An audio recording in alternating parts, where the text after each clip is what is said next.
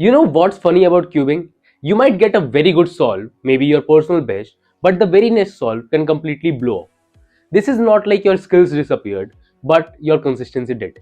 This is what separates average cubers to top level cubers.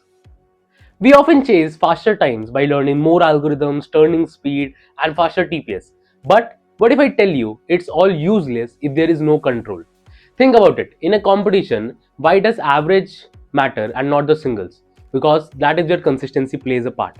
If you get a certain single and next all of your solves are very bad, then you won't win anything. Whereas if you prove yourself again and again by getting good times across all your solves, that is where the win is. So how do you actually become consistent?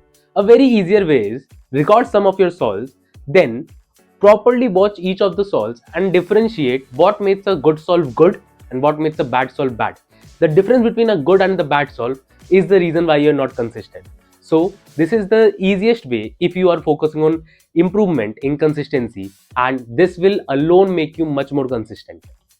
And that's exactly what my next workshop, the consistency code, how to average better, not just faster, is all about. In this free live session, I will be covering how to build control, stability, and focus in your solves to get the result the top cubers do. So do join me on 23rd November at 5 PM IST via Google Meet in this free workshop by registering from the link in the description.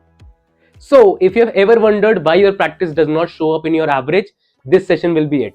So, do join me in the consistency code and see you there.